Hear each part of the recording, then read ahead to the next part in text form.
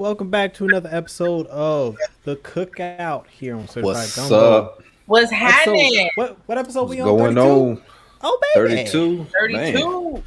we up there, 32 man. in, huh? Shout out to Shaq. Wait, I got a song for that. Uh-oh. Miss 32.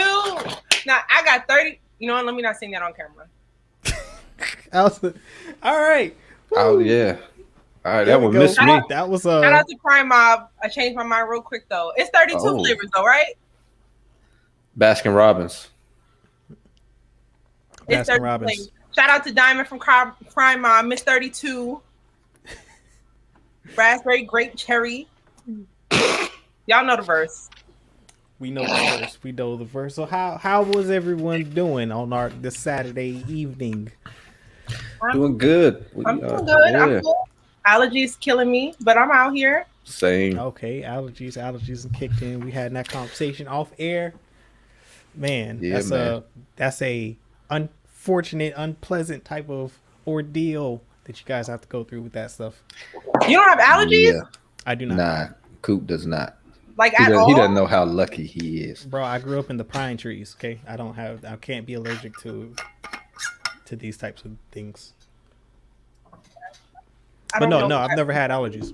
It just doesn't make sense. Although I should say it doesn't make sense that I have allergies because how am I allergic to Earth? Like, am I not supposed to be here? You know what? That might support my theory, The alien theory? my alien theory. Hey, that's a good point, you know. Okay, could be. I mean, it's sound enough, I guess. Either I'm not supposed to be here on Earth, or I'm just not supposed to be on this continent. It's probably the second one, but you know, I'm trying to keep hope alive with my alien theory.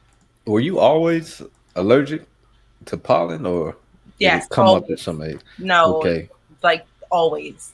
See, it Came out hit the me womb. at a certain age, and I don't remember when that was, but it was like 10 to 12, somewhere within that time where it just hit me, and it is relentless.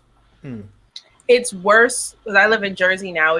It was, I always had it, but when I was in Brooklyn, there are not as many trees. It's not that much grass, so I still had it, but it wasn't as bad. But being in the suburbs, like I can't even wear my contacts during like peak allergy season. It just doesn't work. Wow. Yeah, no, that's crazy. It's sad. Yeah, I mean, when I can't go outside really, like at all. Coop's seen some. I've seen it, bro. He breaks down. It's crazy. I was like, yo, that's crazy, man. Like just It's not fun at all. non-functional. Like, Oh, y'all want to hear a little fact I learned since it's Women's History Month? what's that? Hey, shout out to that. Yeah, shout out Although to this women's isn't history. like a pro-women fact so much as it like a dang, men sometimes make really bad decisions, quite often, not just sometimes. But a lot of the trees that have been planted are male because female trees have like bulbs on them that gardeners and landscapers think are ugly.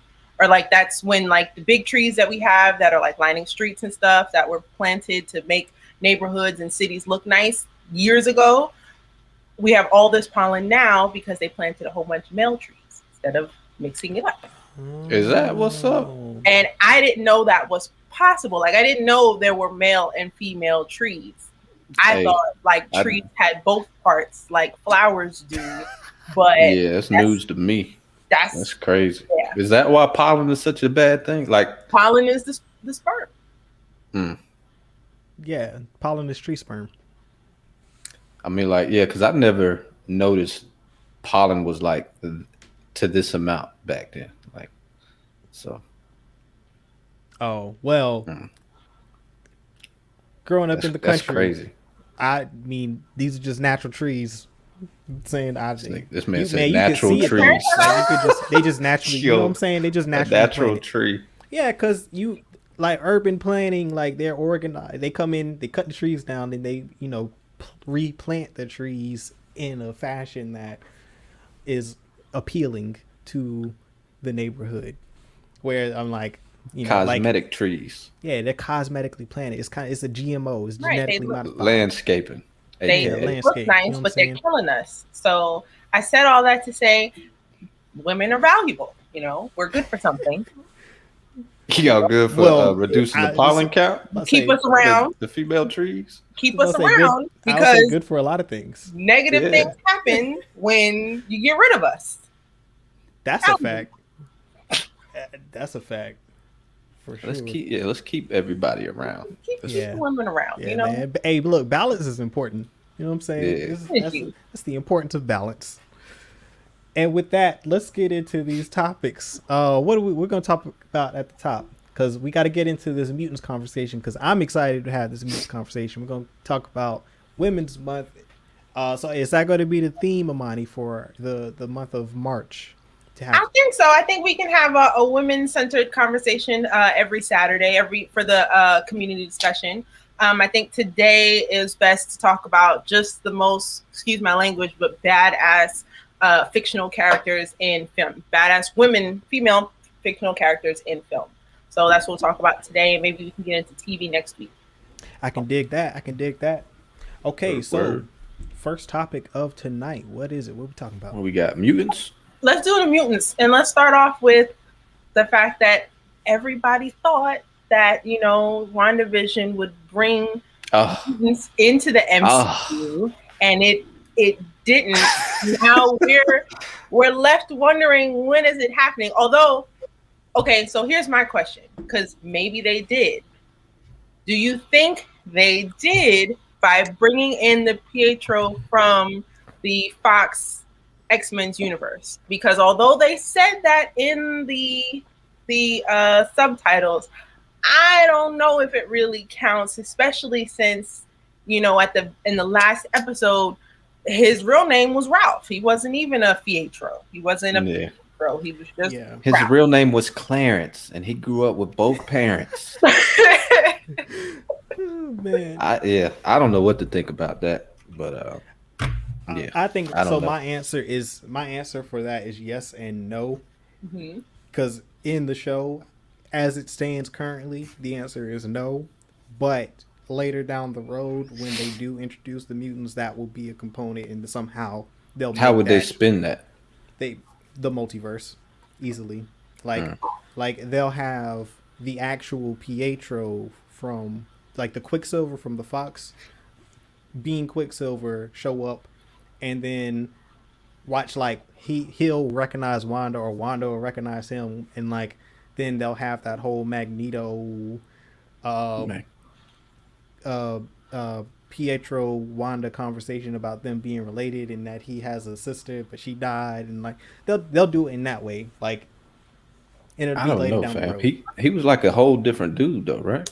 His name was Ralph. Wrecking Ralph. Yeah, because the person that was living in the house name was Ralph, but the actor is the same person that played Quicksilver, and they also in the subtitle said that it was Quicksilver from the Fox X-Men universe. So it's like yes and no. And the reason I say is no, because they didn't explicitly say the word mutant. They didn't call anyone a mutant, so I can't say that this is definitively the introduction of mutants. That's the thing. I'm like, if this wasn't the dude, then how did he have Quicksilver's power? Was that Agatha? That's what I'm saying. Like, it's going to get retconned somehow. Like, what I do know is I'm calling a tech foul on Marvel. That's a technical, and we need some freebies. It's in I say it's a yellow card, like in soccer. That warning. That warning card. I need some penalties. I need something out of that. Uncle Steve says this doesn't count. And he says, if this was DC, I would be disappointed. But this is Marvel, and they've been on point, so I'm willing to wait. I don't disagree with that at all. Like, it's a retcon waiting to happen later. Beads on his neck. Okay. I would say. Well, that explains that. All right. Okay. So yeah, he was just a totally. Basically, they just pulled us in using that. They used us. I feel took advantage. I think that's a good way to describe this. I feel used. Marvel knew that I was going to lose my mind after watching episodes 1 and 2, and they used me. There They was an to gas this interesting show. thing. There's an interview with I forgot the guy's the actor who plays Quicksilver when they were doing promotion for Dark Phoenix. Mm-hmm. And they asked, I think he was going back and forth with the guy who plays Cyclops, and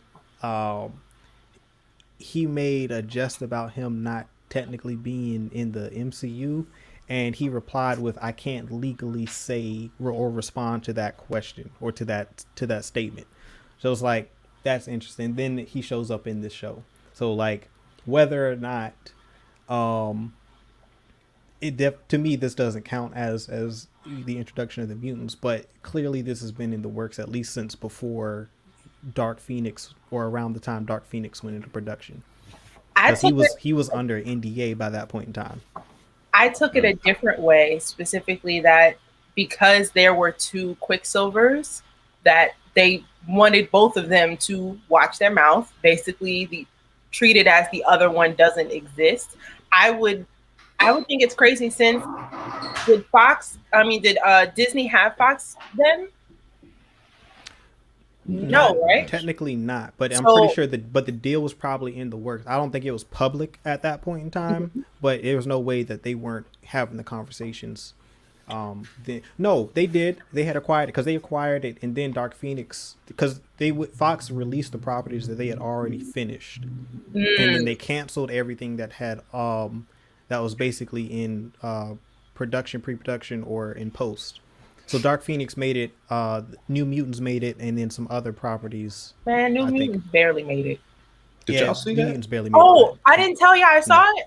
I watched it a couple weeks ago. How was it? Okay, it wasn't great. However, I do think all this negative news about it made it worse. Like, I don't think it was good, but it wasn't as bad as everybody said, and it was directly connected to Logan, which I thought was dope. Are they like the kids that got rescued? They grew up? Not exactly, but there was a significant link between the two films, and I would have loved to see them explore that. I do think the film had some flaws, but also it wasn't like, it was about children who were mutants or teenagers. So in a way, it aimed more to teens and preteens more than it felt like it was for me. Because that was my biggest issue. I was like, this felt a little kiddish, but also these were kids struggling with their powers. But kind of like young adult novel type of thing. Low key, yeah, something like that. So I don't know. Maybe people didn't like that direction, but regardless, it's not that bad. What makes me sad is, they're not going to go forward with anything in that storyline anymore. The fact that, like, as soon as I recognized the connection to Logan, I was like, oh snap, they could have done more, and they didn't. Yeah, and I think that's the main. Well, for me at least, that's the main thing. It's like, well, it doesn't continue into anything else. There's no continuing this narrative and the storyline. But then the bad press didn't help it either. Was there like a mutant that you would have liked to see more of? Like, who had a good power? Who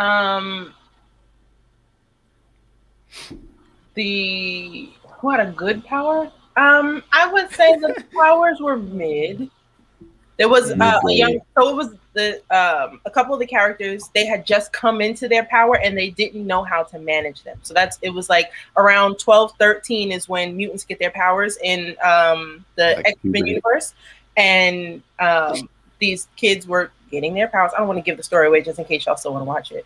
And it's about them, they don't know how to control them. So yeah, it's about children, gaining their powers. It's not so much about like adults. But there are ties. Quicksilver and Scarlet Witch are crossover characters, started in X-Men and the Avengers. Remember, they were evil, then good. There are articles on the legalities. Fox allowed Marvel to use them. Check it out. Yes, even there was also, the clause was that the Quicksilver character Fox wanted like full control of. So like Marvel couldn't continue to use the Quicksilver character that they created for Ultron, which is why he had to die on screen.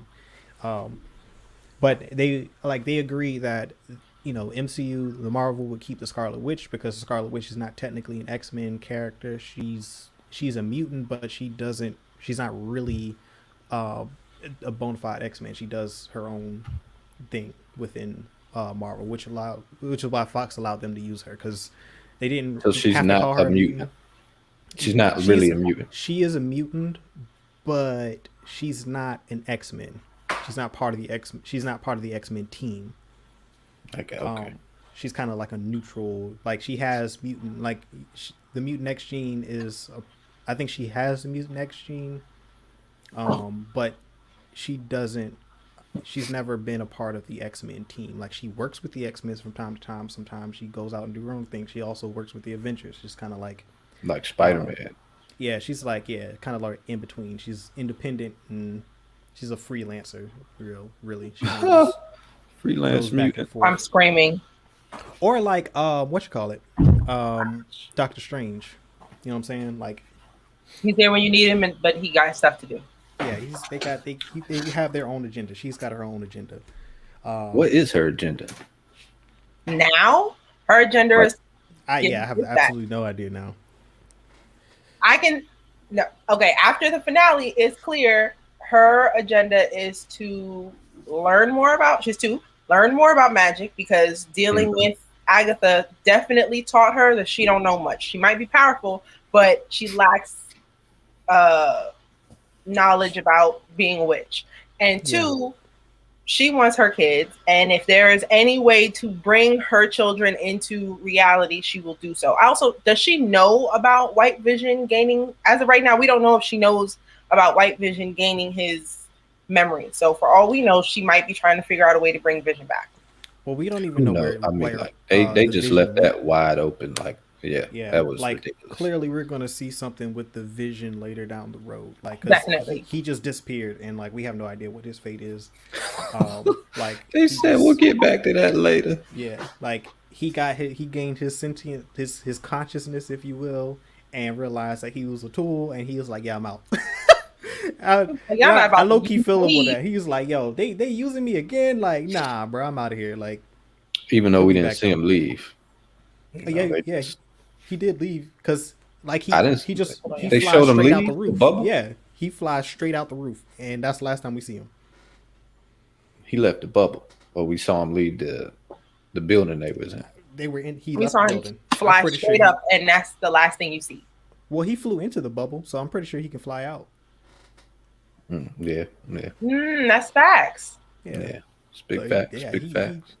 He's out of there. Like he got his sentience, and he's like, "Yeah, I'm out. Peace, deuces. Holla at y'all." So, y'all seen that horror movie, Mama? Yes. The end scene of the last episode in WandaVision, like that brought me back to that horror movie. I was like, "Yo, that kind of freaked me out for a split second." Oh, you she know, was in there reading the Book of the Dead. Yeah, I was like, "Yo, somebody said that they believe Sam Raimi may have directed that last scene because of like how it was directed, like the long shot coming in, that long fly in, and then it goes into, we see Wanda sitting in, and then like we follow her over her shoulder into the house, and then we see the Scarlet Witch reading like the dark. It's like characteristic of how he directs, and a lot of who is that? Sam Raimi. Yeah, who is that? So he directed the original Spider-Mans. Oh, the ones with Tobey Maguire. Yeah. Okay. And he's directing Multiverse of Madness. Yo, I need to know if this is true. Somebody in the Discord said that the cabin out in the woods where Scarlet Witch went to was Avengers timeshare. I need to know, because that was the same cabin Edward Norton went to. Yeah. So, is it really? At least I haven't seen that one in a minute. It looks exactly the same. It looks exactly the same. But it has to be some sort of, like, they got to have safe houses. You know what I'm saying? They got a thing with cabins. I think that's what. But isn't that what they gave Barton? Hawkeye, like that's not his house. Like I think that's like it's a safe house that I believe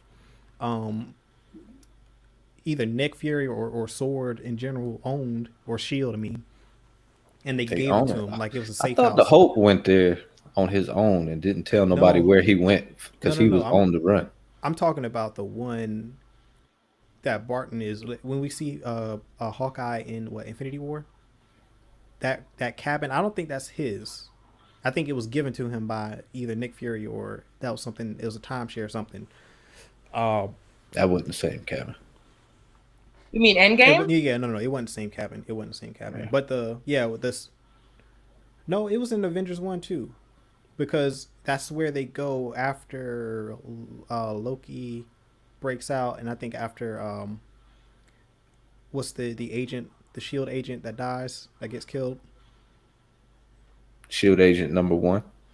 Oh, and they fake and made it seem like he bled all over his cards.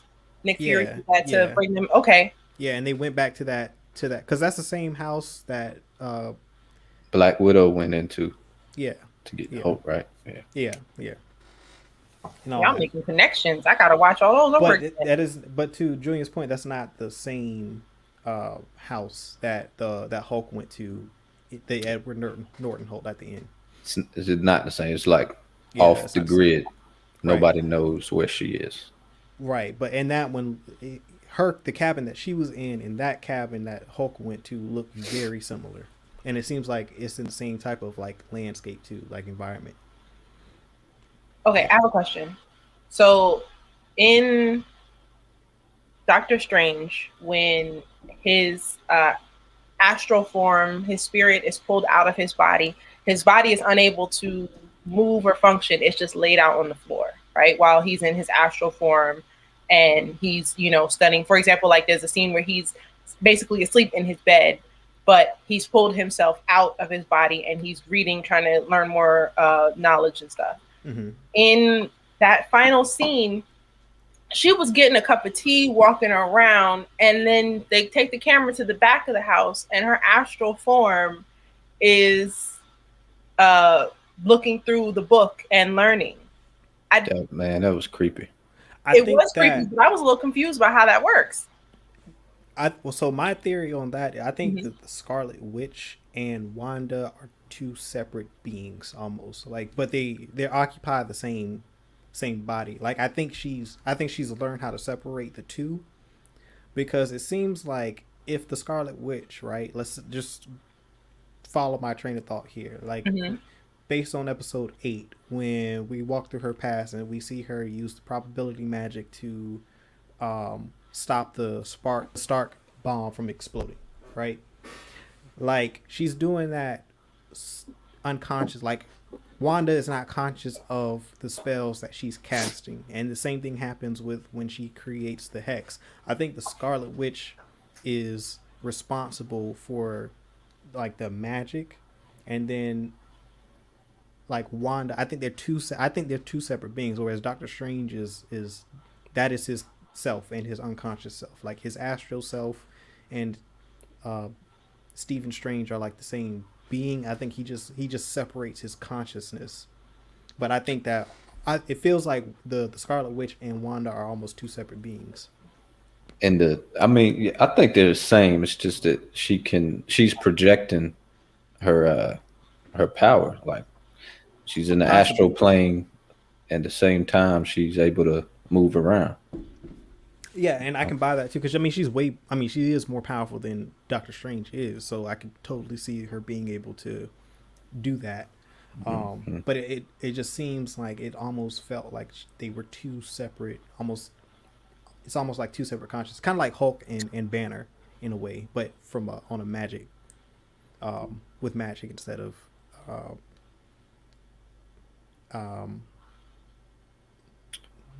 Now, does Doctor Strange, does he have power, or does he just have the access to manipulate?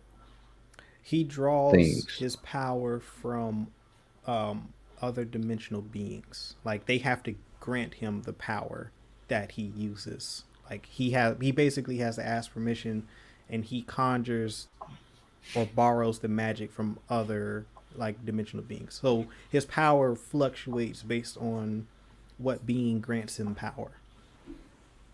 Gotcha. Interesting. Yeah.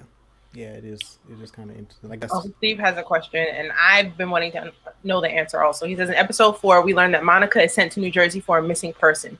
Who was the missing person, or was the sword director alluding to Vision as the missing person? I don't think Vision is the missing person, because we know that his body never technically left the building, and the sword director wasn't aware of there being a whole missing town and the whole situation with Wanda until Monica was sucked into the hex.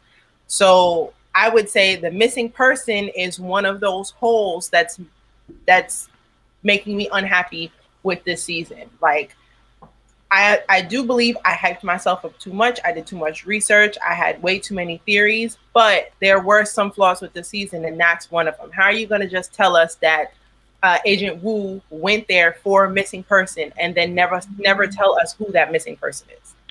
Yeah, I can feel that. If you open something like that, you gotta close it. That like they. The only way we can figure that out now is speculation. Like they did not give us that answer. We don't know who he was looking for. I don't think we'll find out probably until Ant-Man, maybe, since he's an Ant-Man character. Well, I mean, the person that was missing was in witness protection. So can they actually reveal who that person was? To us, the viewer, yeah. Okay, well, to the audience, I'm just saying because he's in witness protection. I feel like that was just I don't think they ever intended to reveal who that person was. I think that's why they said he was in witness protection, or she, whoever it was, because they could have revealed the identity. I don't think that was the way I would look at it. I didn't see that as like that was a real.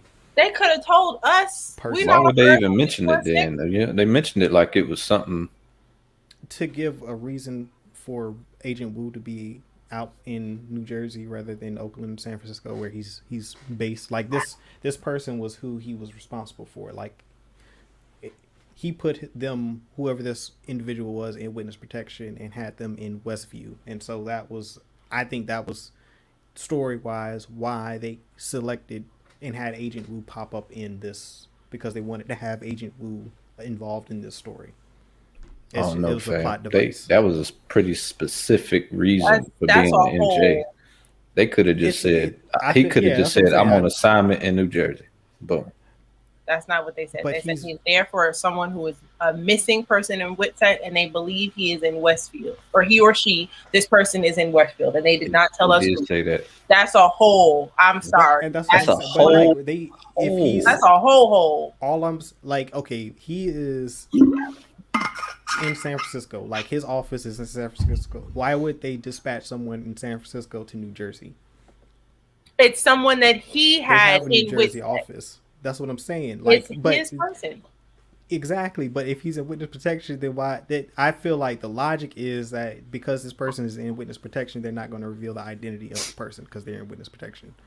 I'm not saying that it's the best way to do that, but I feel like that's the reasoning behind that. Why I think that's why they wrote that the way they did. That don't make no sense.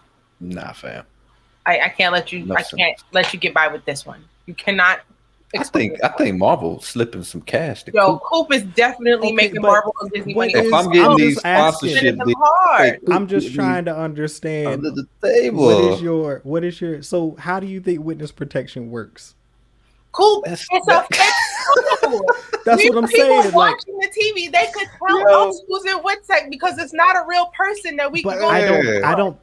I really don't think that they thought about that. Like when that's they wrote the point. That. They didn't that's what I'm saying. That's the whole. That's a problem. It's a plot device that they use, and I don't think they thought that people were going to think too deeply into it. But of course, we did. But I just don't feel like that the person who's in Whitpo is a like someone that we're going to see ever. Wu being there was to find the person in Whitsett. That's why he was there. If it weren't for that person, he would have been there. And the whole time we've been trying to figure out who this person is. They could have just said he was on assignment, like you said. That's not what they said, though. Right. Yeah. They'll probably bring it up. I just feel like they overthought that, like, because they could have just, to your point, they could have said, yeah, he was on assignment, but at the same time, like, why would they bring someone from San Francisco to New Jersey? Like, because he's an FBI agent that we know of in the MCU who we like. We've seen him in two That's other. what I'm saying. They overthought it. They over explained his reason for being in New Jersey. I don't feel like we're gonna. I don't think we're gonna see who was in Whitpo. Uncle Steve has a good point. He says, but the audience needs to know who's in witness protection. It's a whole, unless Ralph was in witness protection. Who's Ralph? Ralph is. He would be the only one, and I feel like Fake who? Quicksilver. Ralph. Oh. But once again, they did. They didn't follow up on that. Like, maybe that was a fake name he was going by, because he's in. And what was the last name? The name was terrible. Ralph. Yeah. Like Blower or something. So maybe that necklace wasn't something that gave him his power. Maybe it was just something that allowed Agatha to control his power. It's going to be a retcon. I don't know, man. I feel like that's a, because they're so they can rewrite that to be that character. I'm saying that I don't feel his like name was Ralph Boner. Yeah. Uncle Steve, you want to yeah, that might have been the dude right there. Uncle Steve, you might have did something. Yeah, we might have found the connection to the whole. We'll see how that plays out. Boner was in the hole.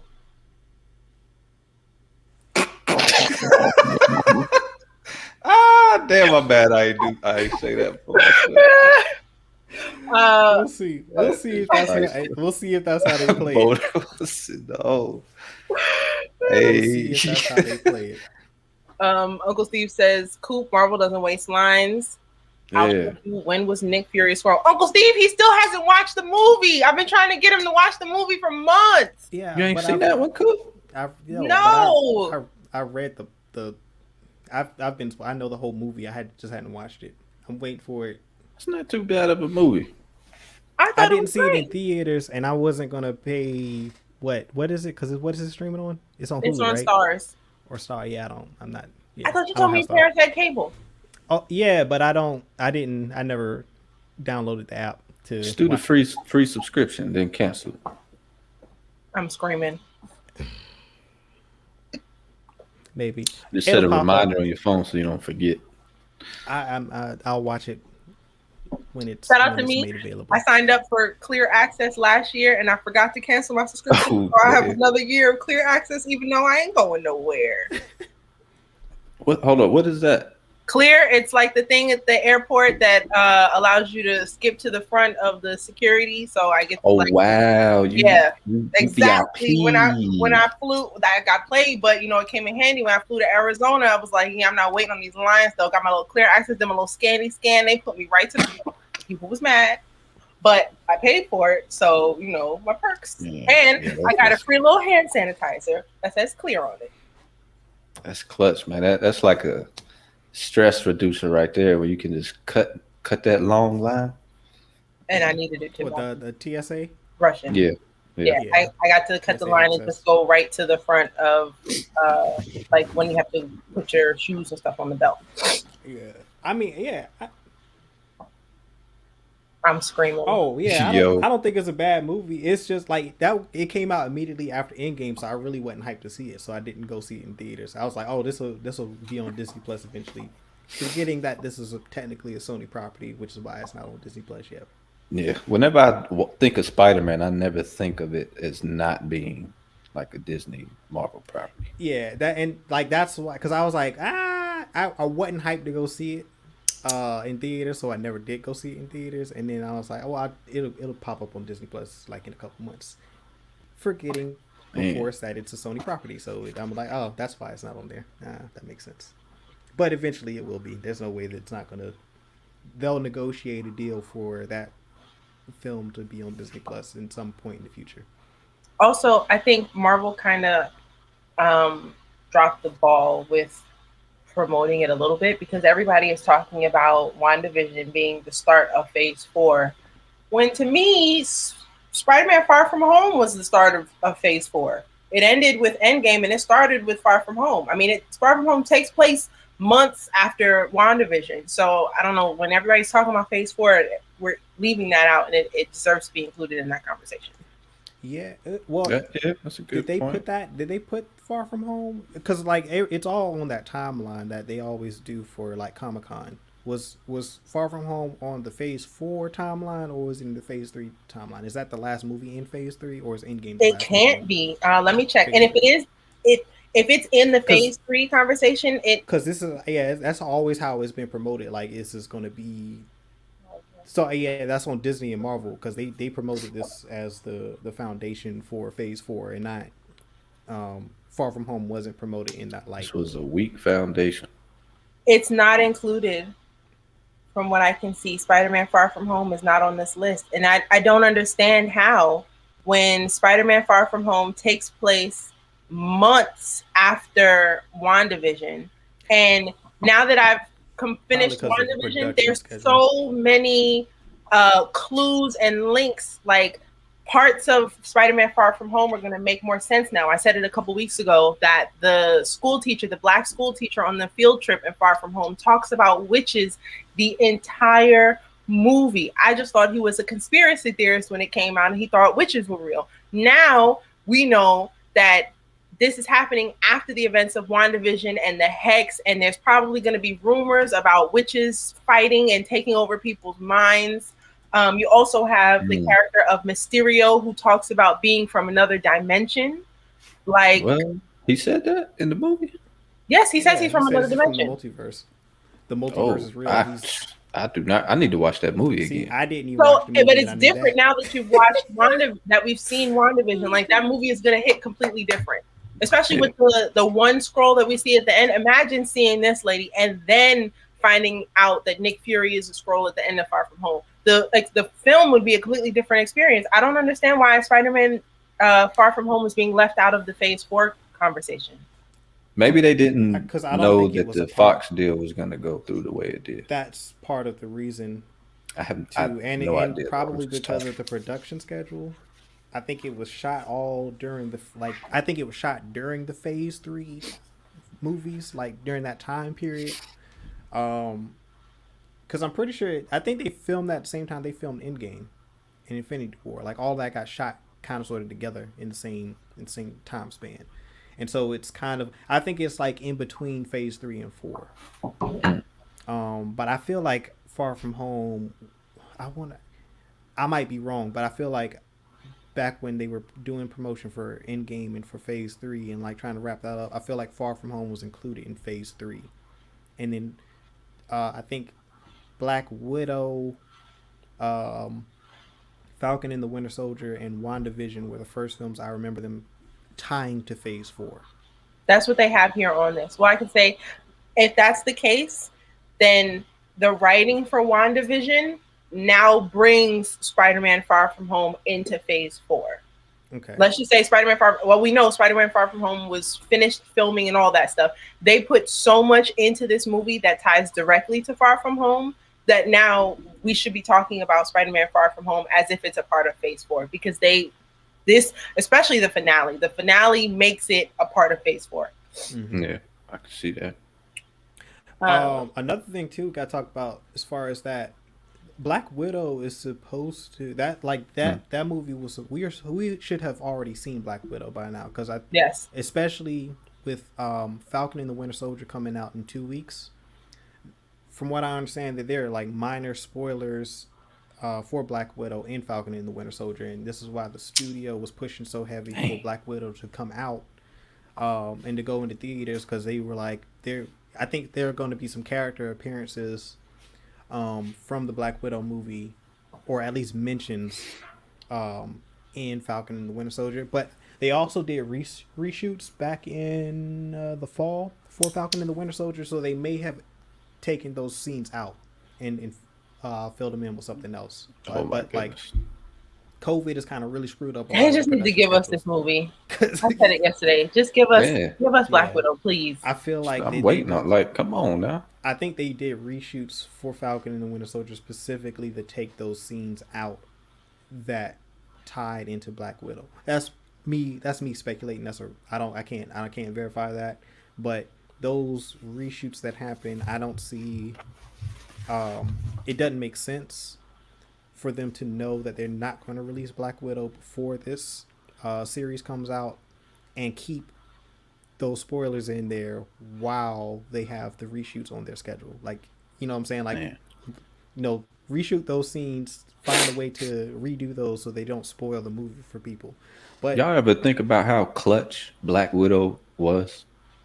Like, bro, low not key, only did yes. she do the sacrifice in She should Endgame, have been had a movie. she's the whole reason the Avengers are even together, aside from Nick Fury.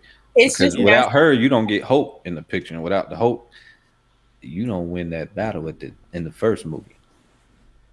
It's just nastiness that we've had to wait this long for a film for her. It doesn't make any sense why everybody and their mama got a film before her. She was more than deserving. She's been in the MCU since Iron Man 2. Yeah. The only person who's been here longer is Iron Man himself. They really screwed up by, like, why would they wait until they killed the character in Endgame to give her movie? Like, you've already, like, devalued the movie on that, because it's like, what are they going to bring her back to life in this? Because we already know this. Nah, it's from when she got started. The answer is they were never going to give her a film. They gave her one because everybody was mad, and people, like the fans, were like, "Yo, when is she getting a film?" And then they had to say, "Oh wow, maybe this character is worth a film." Right? Like, that's strength right there, though. During Women's History Month. Yeah. So it's like, they had ample opportunity to make that movie. Like, within, they had 3 phases to put that movie in, and set up the characters that they're going to set up, and bring those characters into phase 4. Like, they had ample opportunity to do that if they really wanted to do that. They just decided, well, you know what? She's such an integral character in the Avengers, and people really like her. Like, we really should have made a movie. So it's kind of like a, oops, my bad. Here's your movie, type of thing. I did not know that. Yeah. For some reason, I thought it was like gonna take us decades back when she like got her start. Mm-mm. I didn't know that. All right. No. This is like in her prime years as an Avenger. Because they're setting up the I'm even more salty now. The girl with the white suit that you see in the trailers, or the blonde hair. Mm-hmm. She's gonna replace her. Basically, she'll be the next Black Widow. I watched Winter Soldier. My monthly watch. I watch it at least once a month, and that might have been her best MCU performance. So she should have got a movie after that movie. To be honest, like after Winter Soldier, her movie should have been on the schedule for Phase 3. It's Falcon and the Winter Soldier are getting a release before Black Widow. That's crazy. Yeah, that is wild. Yeah, that is wild. There's that. Anyway, do we got anything else to talk about with the mutants? Yeah, man, mutants. Who y'all excited to see? The original team? Absolutely. You think it's gonna be the original team, or like they're gonna spice it up, throwing some different characters? Marvel is spicing it up and for giving other characters some shine. So, but the people would like to see the X-Men on screen again.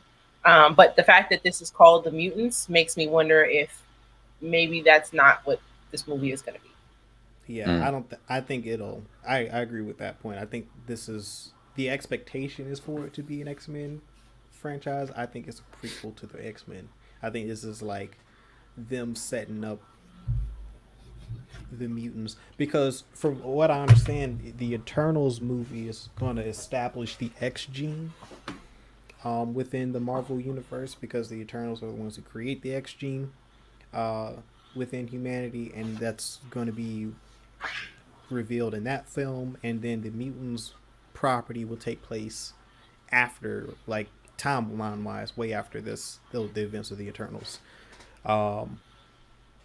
And so I think we're going to see, hopefully, what I would like to see if they're going to set this within the MCU, like maybe the snap triggering the X gene in the humans, either when they come back, like maybe everyone who comes back from the snap has the X gene and it's activated, and we see these people begin to develop their powers.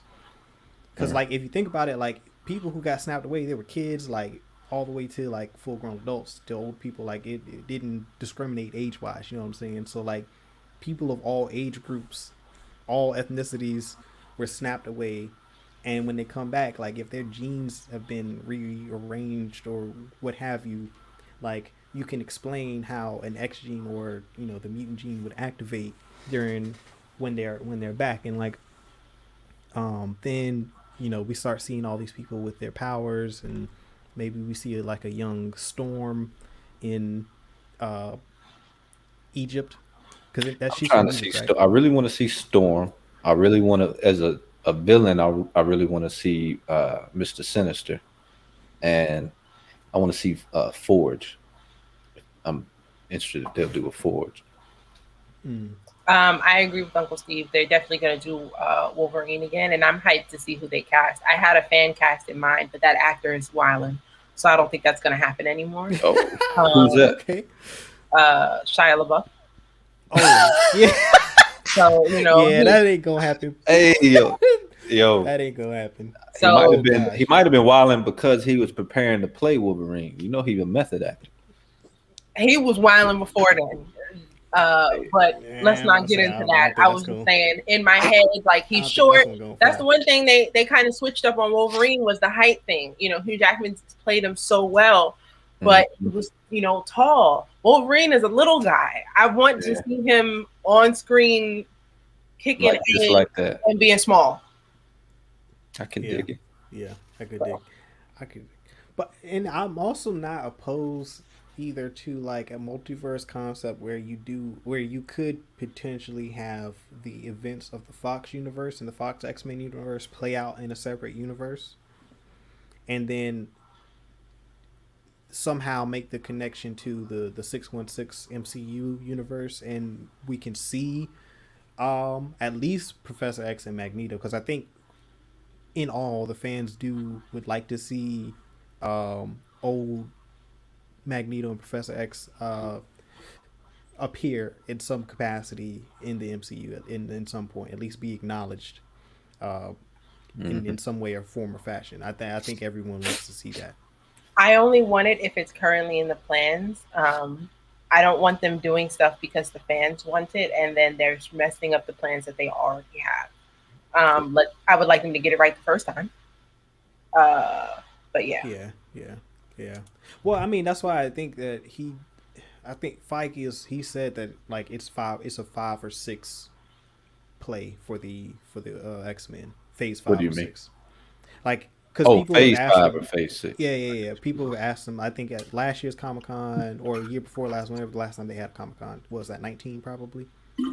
It was after the Fox acquisition, and people were asking about the Fantastic Four and X-Men, and he like without hesitation was like, yeah, that's like phase 5 or 6 easily, before we even have a think about how that story fits. So they'll figure out a way to tell that story appropriately where it doesn't feel forced, and it's not like they just shoving that into the picture. Like, let's make that make sense. Uncle Steve says, I don't want to see Magneto or Mystique. They need a lesser known villain like Mastermind. Also, I'm hearing that Winter Soldier and the Falcon will introduce Isaiah Bradley. That's a Black Lives Matter movie. Yeah. Now, who is Isaiah Bradley? Doing my Googles. He, if I want to, wasn't he the? He's the black man. Captain America. Oh, that'd be. Oh, I thought that was the Falcon. So that's a totally different dude. No, yeah. Well, yes, Isaiah Bradley's a different person, but he's like in that. From what I understand, like in that storyline, there were like they used an analogy to the Tuskegee experiments to try to recreate the super serum that created Captain America. And so they tested the super serum on a bunch of like black people in Tuskegee. I don't know how I feel about that, fam. This is in the comic books, and like so, and then this is how they learn like of the darker history of the super serum and like how they used it, and they tried to experiment on African Americans, and it didn't go well. I feel used right now, died. a little bit low key. Yeah, I remember the serum. The Nazis tried to use it to win the war. They tried to steal it after they saw Captain America. So, well, they did steal it after they saw Captain America. Marvel loves bringing in tragic American history. He's before Steve Rogers, but like before, from what I understand, like in that story, like when they were trying to perfect the super serum, they were experimenting on African Americans, and Isaiah Bradley is he survived the experiments, like, and he received the first dose of the super serum that actually worked. If that is in the film, and they do use Tuskegee Airmen story, then I'm gonna need to see some of them Not the proceeds Tuskegee. going to the Tuxedo experiment. So, yeah, experiment, not the airmen, not the airmen. yeah. That's What I yeah. want Experiment, is that's what I meant. I need to see some of those proceeds going to the black community. that, and we need Black people to tell that story, just like how, you know, we talked about the differences between Lovecraft Country and The Boys, like the pain of us watching the scene when Stormfront tore up that apartment building and was just killing Black people randomly because she could, and how that hurt us to watch. And, you know, it probably wasn't written by someone who would consider how that would make us feel. I would hope that that there are Black people involved in that. Yeah, that would. Yo, that's tough right there. Yeah, I don't know how in depth they're going to dive into that, if that is how they play it, because I did hear that rumor too, but I don't know how in depth they're going to be with that conversation and that dialogue. Palmer's. Everybody got sponsorship of me. This is ridiculous. Coop getting money from Disney and Marvel. You got food and drinks and That under the table money. Tax. the only sponsor I got is me. Man, shop 1993 bathandbeauty.com. Use promo code Gumbo for 15% off your next order. I got y'all. I'm sponsoring myself.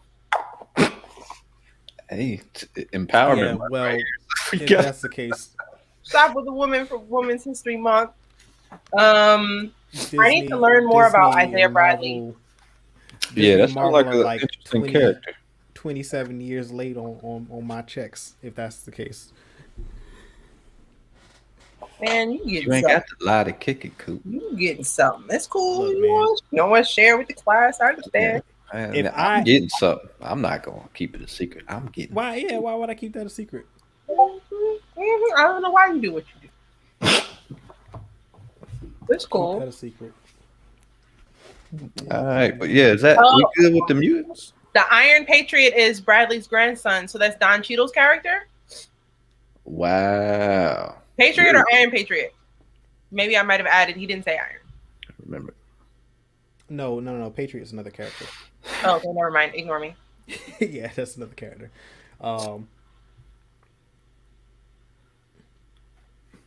The Young Which- Avengers. Okay. Young Avengers. So who's gonna so Isaiah Well, is Bradley Patriot, is a young Avenger? Yeah, is Patriot Black in this? I thought he was. Wait a second. Isaiah Bradley's grandson is Patriot, and he is a Young Avenger.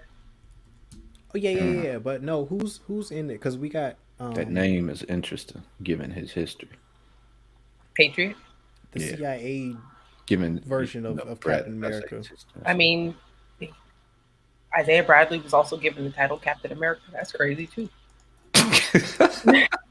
Yeah, facts. Got a big old Star Spangled Banner on his chest.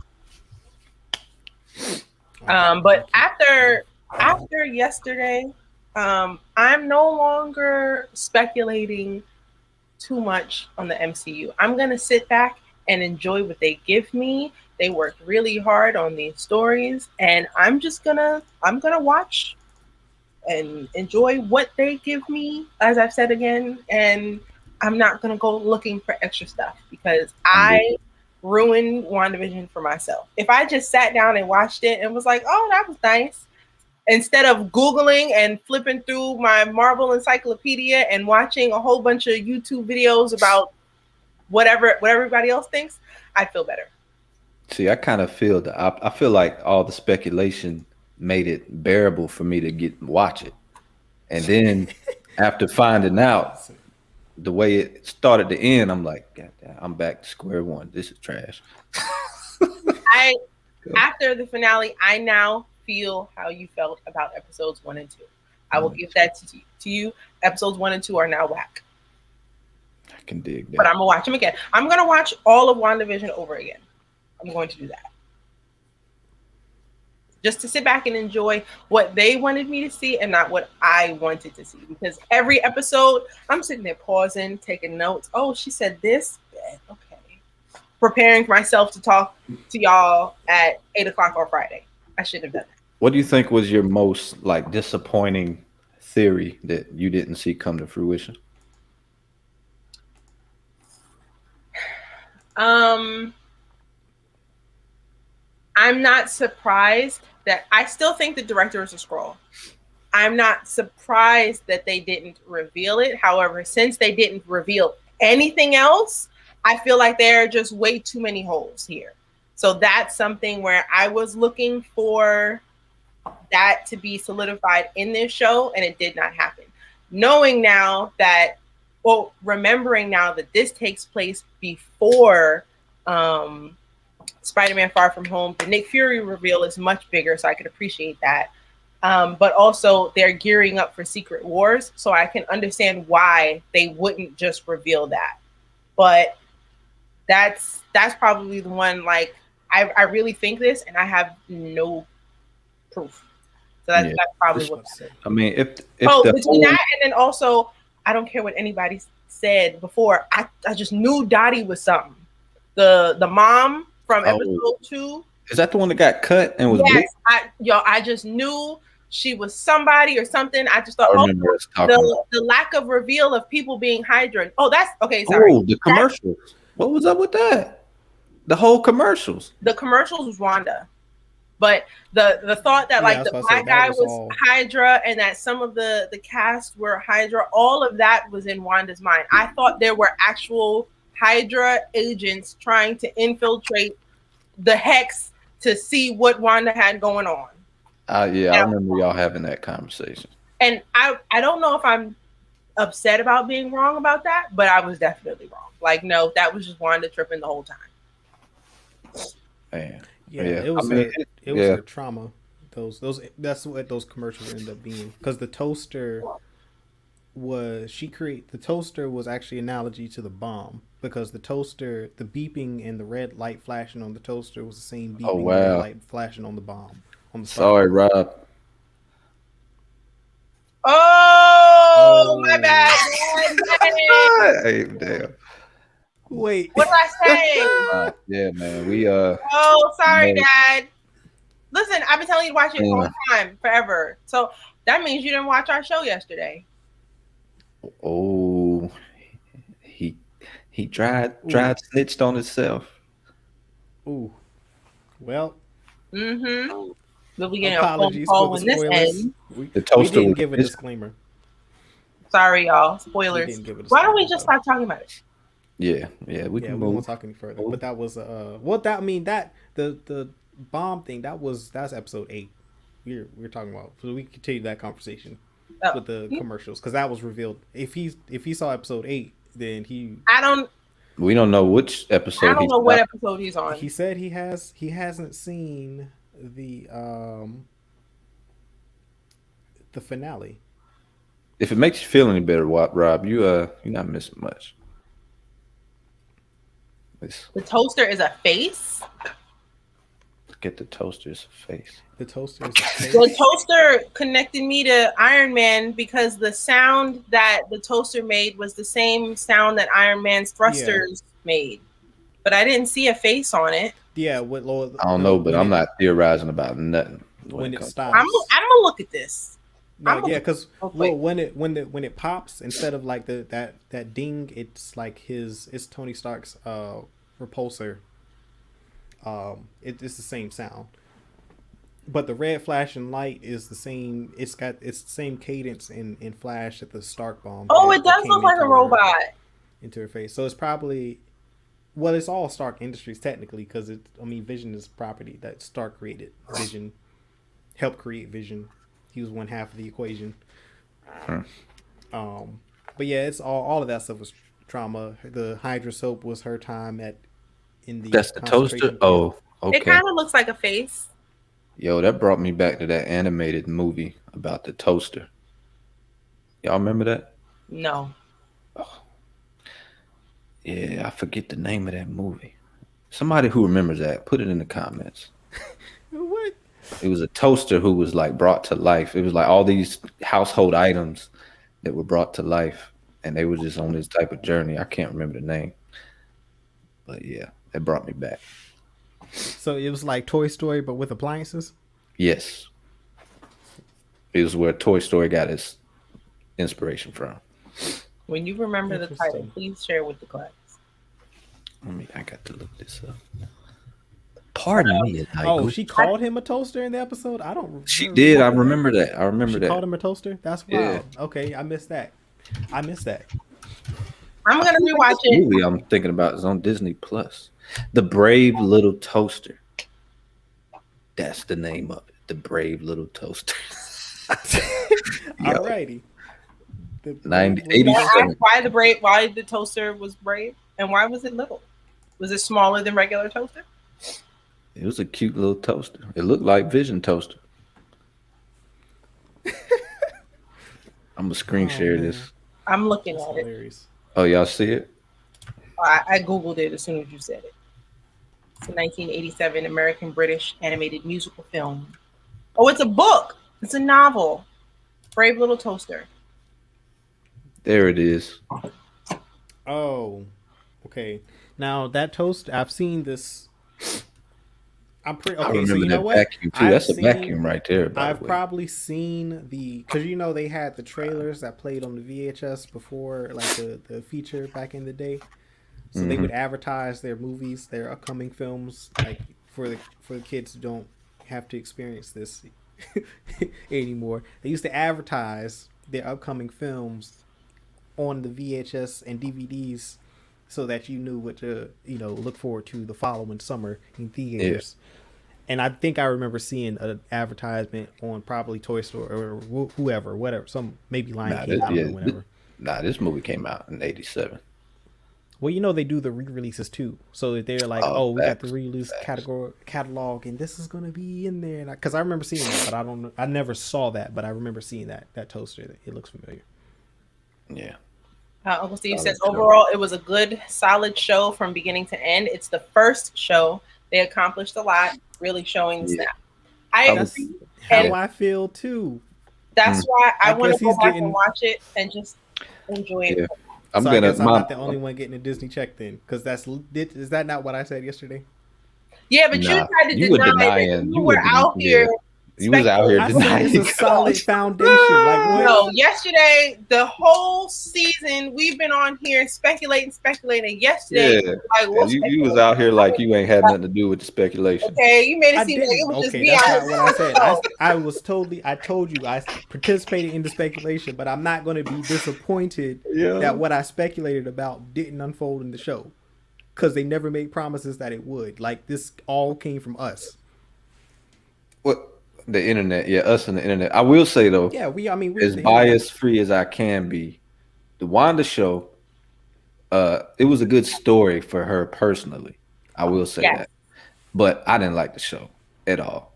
Trash. I'm screaming. Look, Uncle Steve, I'm upset because I was thinking way too hard. I did not get to enjoy the show for what it was. I was trying to come up with the show in my head. So that's why I'm going to go back and just watch the show and enjoy what they give me. Yeah. That way I'm cool. Man, we were watching the show. We had Gumbo vision. We were That's having exactly Wanda what vision. we had. Coop, you had it too. Coop, you had Gumbo vision. Don't That's Gumbo do that. I still Don't You do look. had that. Gumbo vision. I can Man's say, talking about I told you Mephisto I've been doing all this. week. I have been doing this for years. Like, I will speculate and read about like what's going on the internet, what's the internet got to say about a show, how this is going to unfold. 9 times, well, no, not 9 times out of 10. I say like 70% of the time it doesn't pan out. But I can still appreciate the show and what it gave me, and that's all I was saying. Like, I still appreciate the show that I got, even though I liked what we were speculating about on the internet way more than what the show ended up being. I can still appreciate the show for what it is because of the relationship between Wanda and Vision. I got a lot out of that. And that's what the show I don't was know about. what I did to y'all for y'all to forget about me, in your little check giving. But if y'all could call me, I have great ideas. Y'all can take me too.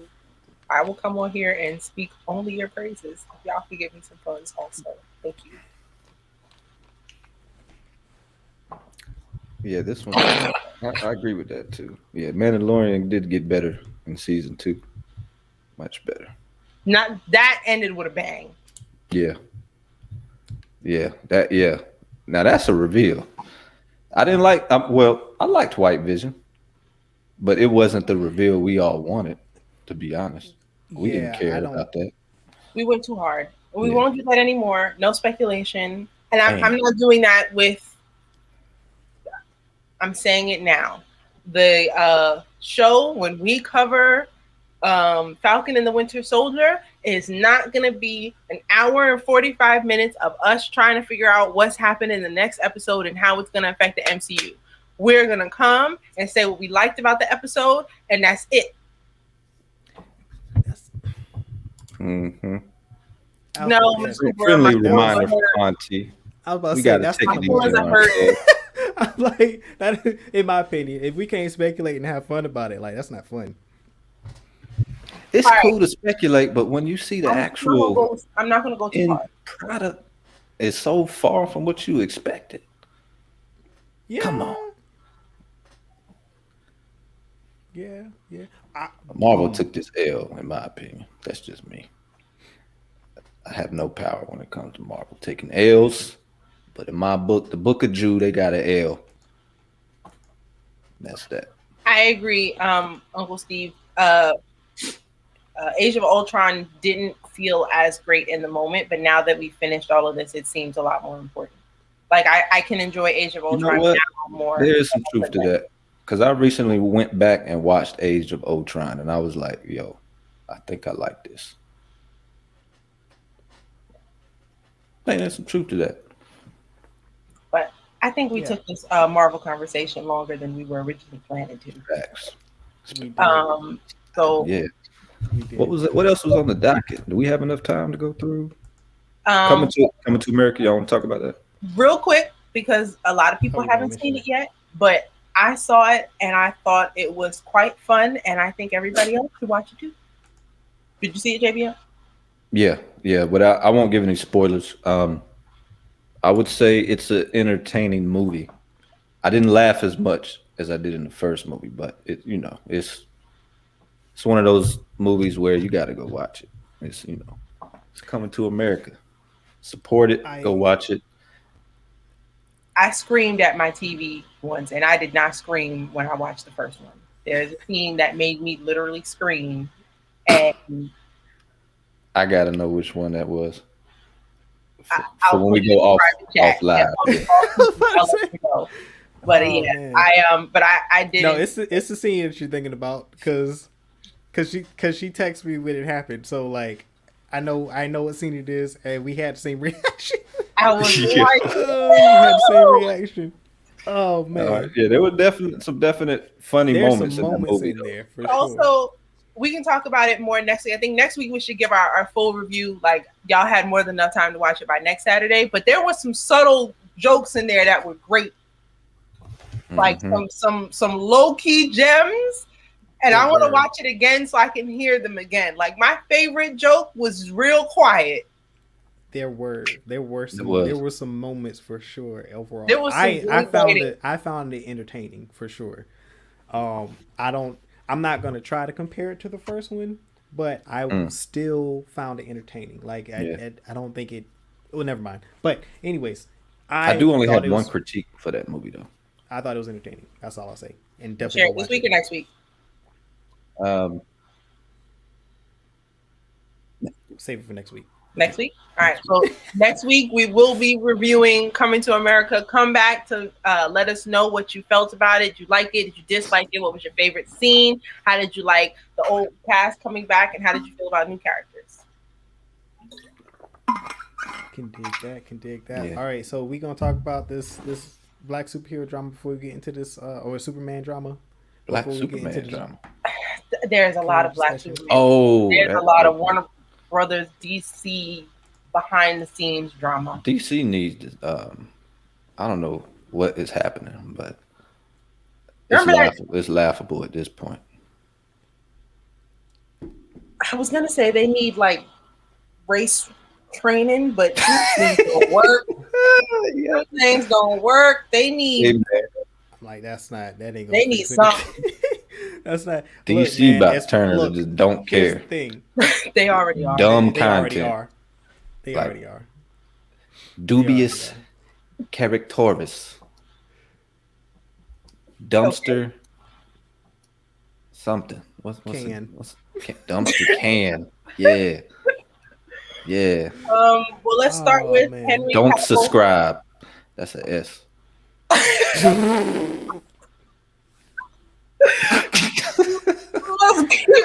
yo. That's a dope. Hey yo. This man pulled a Wheezy F baby and the F is for phenomenal. Yo.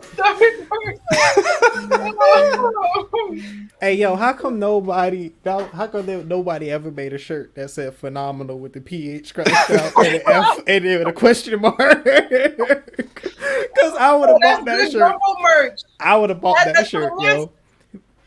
Put just phenomenal across the chest with the PH scratched out and the F like above it and then a question mark. We put subscribe on a shirt and we're crossing out the S and we're putting the the C. C there. Oh man. Hey. Merch coming at some point. A lot of the merch is heavily influenced by the words of JBM himself. Oh Hey. man. Oh man. Okay. Okay. Let's get back to it. Henry Cavill found out when everybody else did that they're going to bring a black Superman into the DCEU. Yes. Uncle Steve says, sorry, not sorry, but I do not expect Coates to write a good story. His run on Black Panther wasn't great. They need to bring in Dan Slott, who wrote Superior Spider-Man. All right. Yeah. I mean, Coates is an interesting choice. I don't know who Superior Spider-Man is. Who is that? That's a comic book story, Marvel. It's a comic run. Yeah. Comic run. Oh yeah. I know less about Coates than I do about. Well, no, I don't know as much about Coates, but I know a lot about J.J. Abrams, and I understand why everybody is weary about him making a DC film. A lot of people are not happy with his run on Star Wars. A lot of people are not feeling his Star Trek work, and people are really feeling like, he's gonna muck this up also. I feel like J.J. Abrams is a better producer than he is a director. Personally, and he's good at starting and kind of like revigorating a franchise, but as far as like carrying a franchise, it's kind of to be determined because he hadn't shown that he can keep the flame going. Like he's basically he's like first leg in the like a 4x4 basically race or 4x1. Like he can start it, but then he's got to pass it to someone who can continue and eventually bring home the gold. I just want something to be good for DC. I feel like this is a forced. good movie. Like this is all basically because of the Black Lives Matter stuff, and no doubt it is. Yeah. And it's just like they feel that pressure. It screams like, "Oh, we're inclusive," Yes. And I'm like, I'm not D&I movement, dog. Fake movement.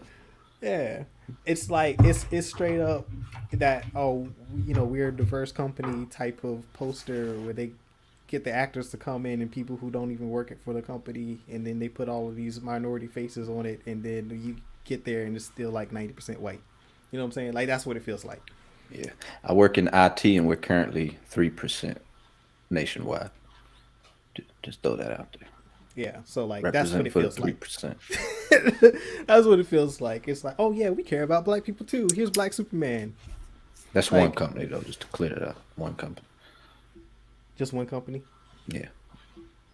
I wasn't talking about all IT. I'm just talking about one okay. IT company. Gotcha. Y'all are y'all global or are you just national? We're global. So yeah, 3%. Yeah.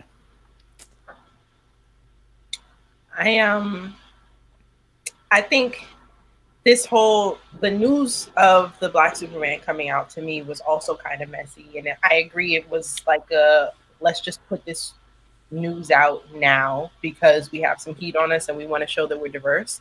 But Henry Cavill found out when we did about Black Superman. Like he basically found out that they're gonna make other Superman stories that he won't be in on the internet, just like we did. And it's been said that Henry Cavill's management reached out to the MCU immediately after. Yeah, I don't blame them. I mean, how do y'all feel about them doing a Black Superman? I, like I said this last episode, I don't care for Superman in general. So I don't care Yeah, what I color think they I'm make on that Superman same in. page with I you. don't care. Yeah, I'm like, like I really don't care. Like Yeah. Superman's never been a favorite of mine. Like and nothing. The character just doesn't appeal to me. Like Yeah, I don't care. yeah, they did. Yeah, Yeah. DC has a plethora of other characters that need shine.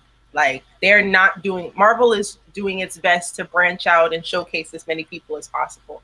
And DC is like, no, we're gonna give you the same ones over and over and Yeah. over and over again. I said it last week. We've seen more DC villains on TV than we have DC heroes. DC hasn't proven that they can carry a franchise and create a cinematic universe. Like they hadn't even proven that yet. So like why? yeah. They Why need to stick to even those R-rated movies.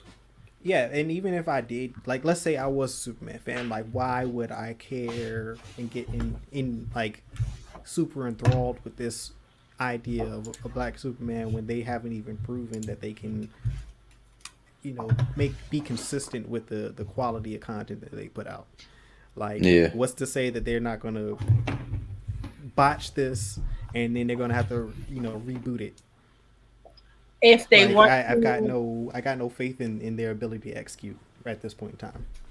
I would feel more what, comfortable with them. was that a jump shot, bro? Yeah, I had I had a little piece of paper. I had a trash can like right there, just FYI. All right. If they want to Good. bring in Soft characters that we've seen already, or maybe that are connected to other characters, I would vote Nubia or John Stewart. Nubia is Wonder Woman's sister, her twin sister, who is black. We've never seen her on the big screen. And then John Stewart was the Black Green Lantern. We haven't seen him on screen. See, that would have been a Green good Lantern, move. but we have not seen John Stewart. And also, I didn't hate the Green Lantern movie. It wasn't good, but like I'll watch it again. Well, it definitely wasn't Wonder Woman in 1984. That's for I watched that before if I had to choose between those two movies, I would definitely watch that because I'm with y'all on that. Yeah, I watch will Green never Lantern. watch 1984 again, ever. No, that's not. I'll gonna burn the original film of it. I erase that I'm copy. screaming. happen. Oh man. But yeah, I don't understand the decision making behind this. I agree. It sounds rushed. It sounds like, oh wow, they think we're racist. Well, let's make Superman black. Right, and then coming off of the Ray Fisher stuff, and then now we're like, oh look, we got a black Superman. Like, nah, man, like, nah, you can't sell me on this one. I'm sorry. Yeah. And Ray Fisher put out a statement basically reiterating like what happened to him and what and they're still trying to sweep it under the rug. They're just trying to ignore him. He's thankful that the Snyder cut is going to come out. It's going to get made, and you're going to get to see the vision for the film that Jack Snyder originally had. But I feel. But see, here's the thing about the Henry Cavill piece of it too, because if you go back to 2018, he was supposed to make a cameo in, like, Superman was supposed to make a cameo appearance in the Shazam movie. Like, Warner Brothers wanted Henry Cavill Superman to appear to cameo in that movie, and Henry Cavill said no. He told them that he was done with the character, like, and he didn't want to work with Warner Brothers anymore. This is back in 2018. So like the fact that I'm not understanding where his surprise is coming from with this announcement. Like, he in 2018 said that he was done with the character. He told Warner Brothers that he wasn't interested in playing the character anymore, and all that stems from he wanted to do more solo projects, and they didn't have any other solo Superman films lined up in their upcoming slate of films at that point in time. He's only done the 2013 Superman movie with who was that? Christopher Nolan. Wasn't that Nolan that directed that?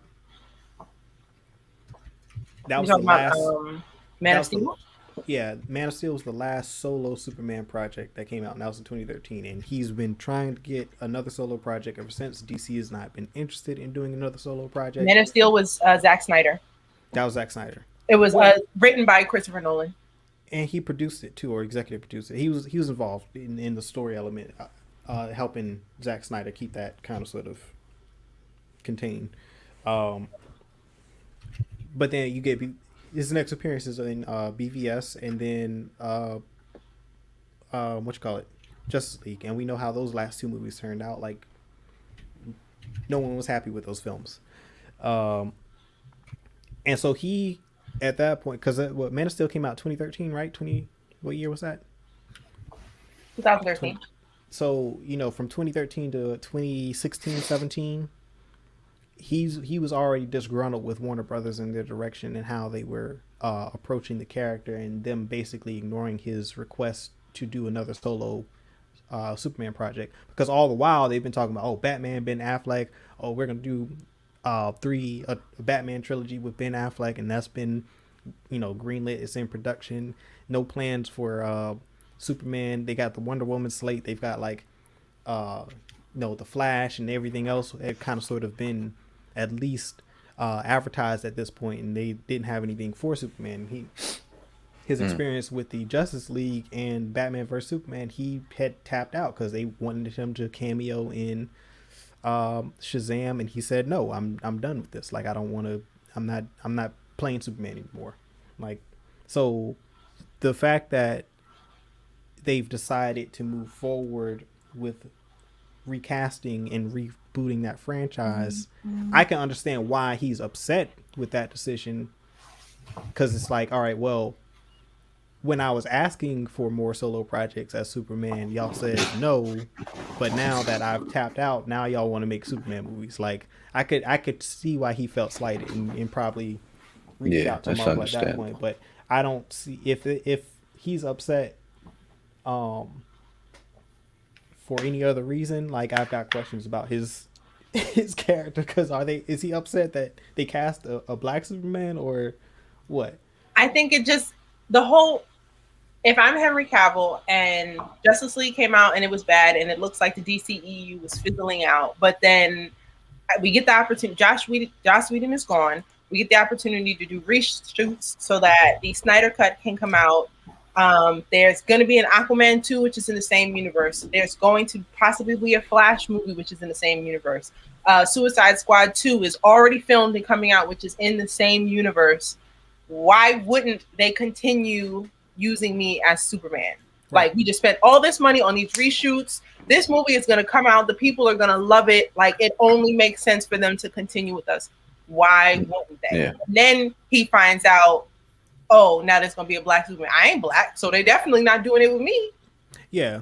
Okay. Yeah, I think he just walked away from something that he did. Yeah, he walked away from the mess. He clearly, and he did that in 18. So it's like,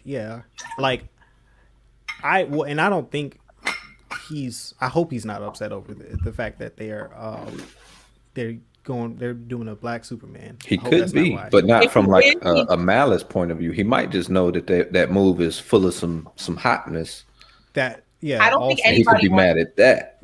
Because like, I mean, I pulled up the article from I think it was Variety, somewhere, and it's back from 2018, like from around the time they started doing promo for the Shazam, because that broke that, like, they wanted him to cameo in that movie, and he declined and said he was done with the role. So, like, if he's upset for any other reason, like, I'm like, all right, that's kind of strange, but yeah, I can understand why he back in 2018 he was basically tapped out, because it's like, all right, you basically have reduced Superman to a side character because he's only going to make appearances in other people's movies or in like Justice League, and you're not going to give him any more solo projects. Why would I continue with this character? Now if his agency, I think it's hilarious that his agency, once this news broke, they reached out to Kevin Feige and like, hey, yo, y'all got anything for Henry Cavill? I think that's hilariously petty. That's my type of petty right there. Yeah, that is. Yeah, that's a making a statement move. Even if they wasn't gonna like follow up with it and be for real, just the fact that they did that, they were making a statement. Exactly. I'm with that. That I'm with. I can get behind that. So who's the new Superman and Superman and Lois? It's another Superman. Like, does it matter? Like, he's clearly not connected to the DCEU at this point, you know?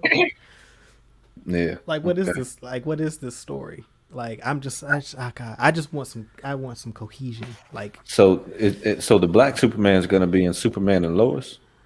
No, Superman and Lois is the DC show that comes on the CW. That's out. That's already out. Yeah, that's already out. That's happening. Is Henry Cavill's not in that? He's not Superman. No, there's no connection at all. It's connected to the the CW universe.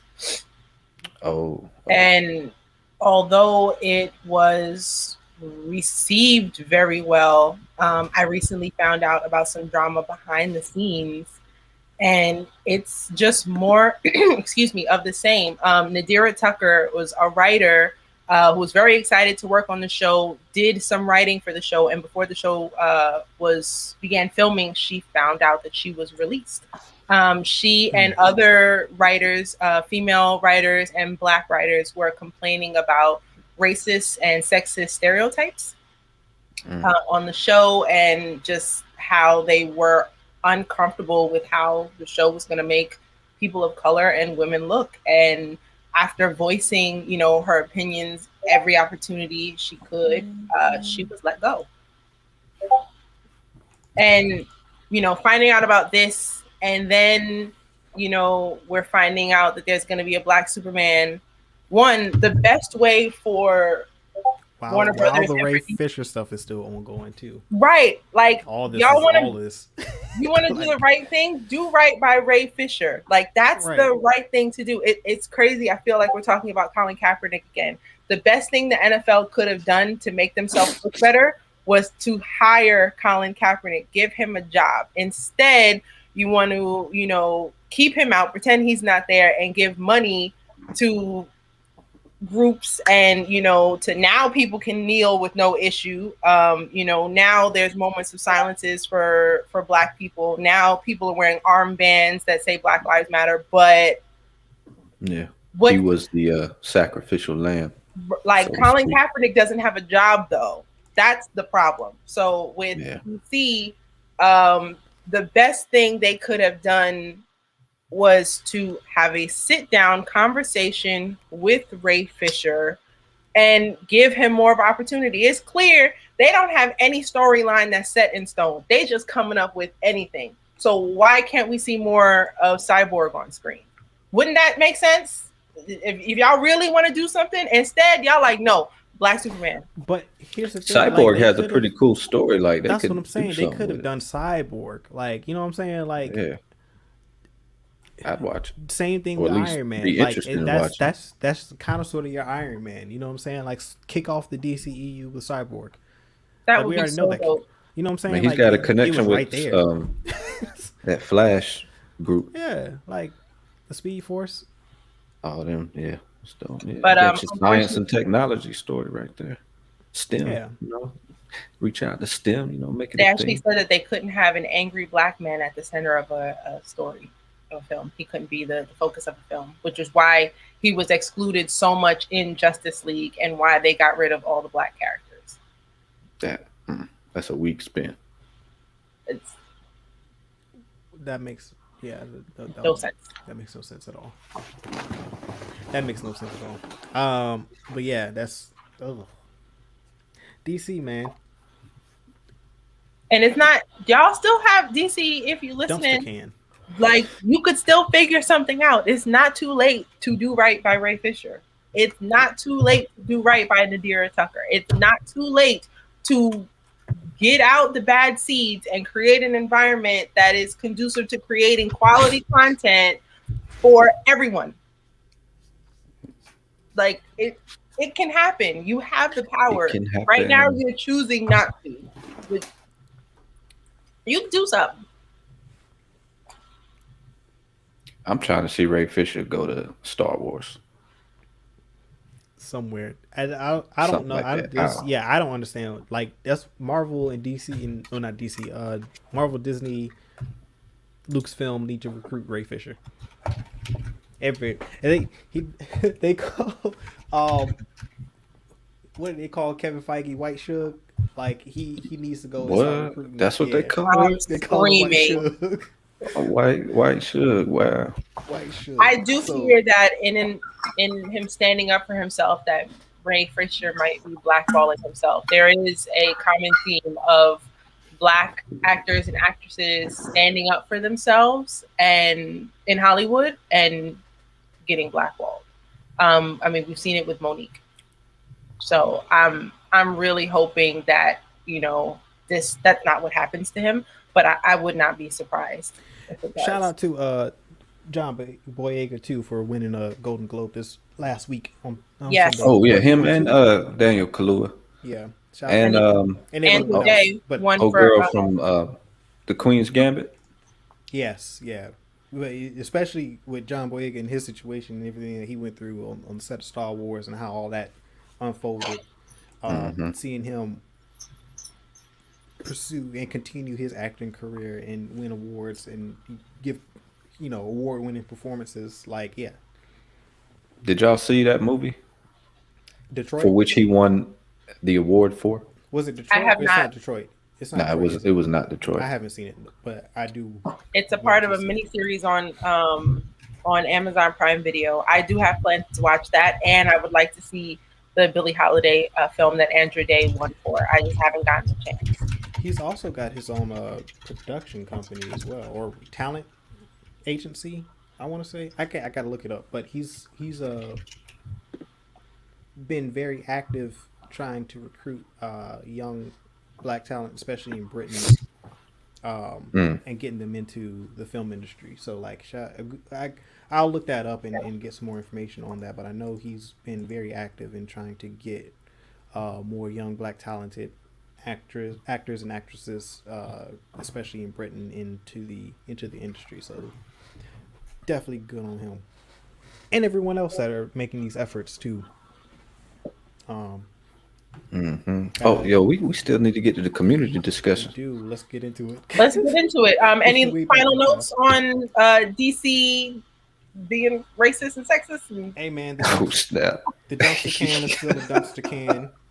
DC is a dumpster can until they prove that they Dumpster can. So that's Dubious conundrum.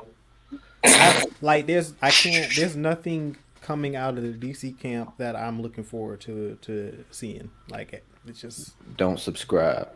I can't at this I'm point. sure there's definitely Like, happening. it seems like to me it seems like they subscribe to the notion that any press is good press as long as people are talking about you, like, you know, then it's good. That's how they seem to be operating, because no matter how critically reviewed their films are, no matter how bad the conversation is about what's going on behind the scenes on set with the actors and actresses and the production team, like, no matter how much bad news comes out about them, they still seem to be continuing down the path that they are. So I don't know. I got no energy for DC other than dumpster can, and that's that was my closing remarks. Just yeah. I mean, My last I'll statement just is keep DC, watching the animated movies from DC.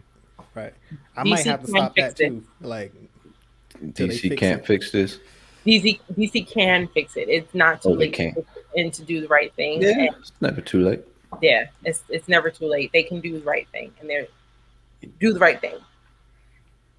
Spike Lee that joint. This has been as far as I can tell, this has been ongoing since 2013 at least. So I don't know how much I can put into the belief that they can change. Not this regime. Like they would need to have to fire everyone and get a whole new staff. Dang, And you that's what they firing teach. everybody. I mean, they're clearly someone is allowing this to happen, and it sounds like there's too many people within leadership that are okay with this type of press and this type of content being pushed out. So yeah, So maybe it's you would time. remove Maybe just the it's time. CLT team, Yeah, maybe it's the time corporate for leadership team. You would just take maybe them it's time out. for Or maybe it's time for a everybody. new direction from the corporate level, from the head up, from the head down. Yeah. Like start with the top, shake some stuff up top, and then we'll see how the rest of the cars fall from there. But like they're the ones that you have to hold responsible for this. Like that's the corporate leadership team. They're the ones who have the final say in what Yep. transpires and what happens. So yeah. And if they're not willing to do that, then we're going to continue to see what we are seeing and hearing. So that's where I am with it. On to the community discussion. On to the community discussion. Let's get it. Look at the pup, little Moses. It's Women's History Month, and what a better way to celebrate it than to talk about bad women in film.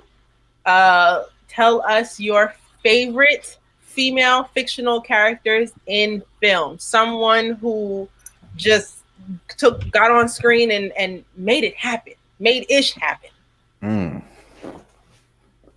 Many options. Best on film. My pick right off top is Underworld. Kate Beckinsale. Oh, with Kate Beckinsale. Yeah, like that because that's kind of, and of course you got like Alien, but like for me, my generation, 2003 Underworld, that was it. That was it for me. Definitely. I mean and then Kill Bill 2 is up there too. Wiggle your big toe. Remember that line in Kill Bill? I'm going with Sigourney Weaver, Ellen Ripley from Aliens. That I mean, it's lit. Y'all know how I feel about Aliens. Y'all know how I feel about the Alien franchise. Like she's up there for me. Ooh, I'm visualizing the scene when she had to kill her alien baby. Ooh, that was rough. But yeah. Also, shout out to book reading and being a teen. Katniss Everdeen, Hunger Games. I'm gonna say That's solid.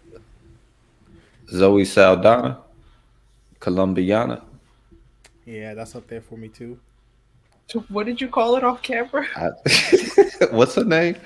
What I say, Catalina? Yes. I think I was trying to think of the name of it. Yeah, I was trying to think of the name of it, and I was like, "Yo, what is it? Was it Catalina?" I was on the brain fart, yo. I couldn't think of the name of the movie. Yo, but yeah, Colombiana was dope. It was, yeah, that's up there. Definitely up there for me, man. What's up in the comment section, man? What y'all got? I'm feeling Red Sparrow. Oh, yeah. Red Sparrow was good. Jennifer Lawrence killed that. She killed that. Also, around then there were a whole bunch. Also, Red Sparrow is what Black Widow deserved. I'm sorry. I don't see how that couldn't have been a Black Widow film. I see her as Black Widow. Like that to me was just an alternate universe Black Widow. Yeah, that was dope. I just thought about this. Crouching Tiger, Hidden Dragon. Oh, you taking it to that level? Yeah. Don't you skip on trees? Yeah, man. That movie was great. That movie was magic. That was a magical movie. Like, dude. Like that used to be my favorite movie as a kid. It's up there for me Crouching too, man. Tiger, Hidden Dragon. I can't tell you how many times I watched that movie. That was a great movie. It was. Okay, I was about to say someone, but this person doesn't it is a great character, but I think we should save it for another week. Where I'm not going to include villains, but there are some great female villainesses on screen, and we'll give them shine in another episode. Maybe we can do that next week. Yeah. Are we okay? And are we sticking to film? This episode is film. I do want to do TV on another episode. Okay. Okay, so how about this? Today is bad A's in film, the good guys. Next week we'll do TV, and then the week after that we'll do villains. I'm with that. All right. Sound logic. I'm trying to think. Is there anyone? Because my mind just went to. I know it's one of the bad A's. John Connor's mama in the Judgment Day Terminator series. Yeah. Well, is that? In every, doesn't matter who player, and in any movie, she's with the. Oh, there's so many curses I would like to say today. Yeah, with the it. She will pull up on your behind. She is with the it. Hey. Oprah Winfrey's character in The Color Purple was definitely with the its. For sure. Yeah, absolutely. I was waiting for that movie to pop up in the comments too.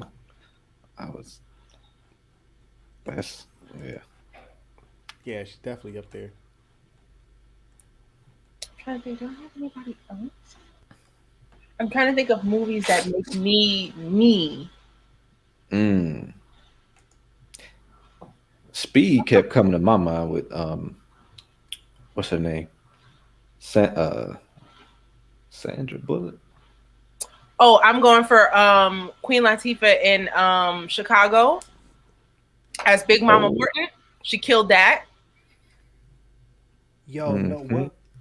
She did. Oh man. Okay, yeah. And then Set It Off itself. That whole the whole roster was woman led. I'll say that whole all of them. That was a movie that like made me type of thing. That was a moment movie. That I don't want to smoke with any of them. Well, one of them was, she was unstable. She wasn't really with it. She was just kind of peer pressuring it. I forget her name, but that one, she didn't want no smoke. She didn't want the smoke. For sure. All right, he don't want to be up here no more. I just had a movie and I lost it. Mrs. Cooper. Winfrey's character counts. She was with the its. Yeah, she was definitely with it. She was with it about that action. Yeah. Anybody. Yeah, it is. Well, okay. Are we lumping in the supporting roles too, or are we going to do supporting roles? We can include supporting roles. Yeah, whatever. Supporting roles. I'm gonna say Tasha Smith and Why Did I Get Married? That was a supporting role. Yeah. That was a pretty good. And first of all, she is with the its. Period. Just in general, that actress is always with the its, no matter what movie she's in.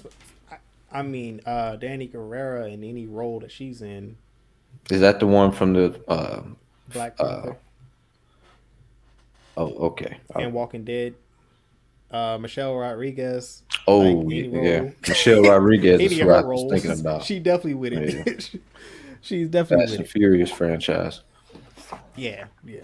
She's always. I mean, even in I don't. And when has she not been a tough female character? Like, when has she not? Yeah, like, she's never. I think she was in Doom too. Yeah, she's always been that. Yeah, she was great support in SWAT. She was in SWAT too. I watched that all the time. Yeah, have y'all seen What Happened to Monday on Netflix? Mm-mm. What Happened to Monday is a great sci-fi film. It basically takes place in the future when something happens, like some people get a vaccine and it causes women to give birth to too many children. I remember. The world makes a rule. It's a worldwide rule. Only one child per household. Either one child per couple or one child per birth. So if you have a birth of multiples, they're gonna kill all the rest of them. And this movie was about a fight against that. Okay. So yeah, if you haven't seen it, it's a Netflix original film and it's great. It is women led. It's I don't want to give anything away, but please watch that movie. It's great. Also, I think we need to do a new another Loki Fire. We got to add that next week because I have some stuffs. All right. Oh, Regina King in Regina Enemy King. of the State. That's a Regina very King in specific Watchmen, yo. role. Yeah, yeah. And the Watchmen. And Watchmen, she did that. Oh, that's TV. Oh yeah, that's true. Dang. We'll say that. Yeah. There's a lot of women-led TV that's good. I mean, I'm Regina hyped for King that. in Poetic Justice. She, Yeah. she was about that action. Yeah.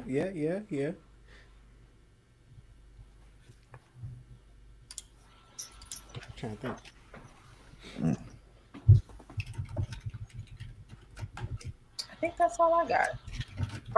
Now, and my brain is running and it's getting ready for next week. Like I'm hyped for the TV combo and I'm hyped for the villains combo because I have some villains in mind that I don't think anybody's thinking of. Mm.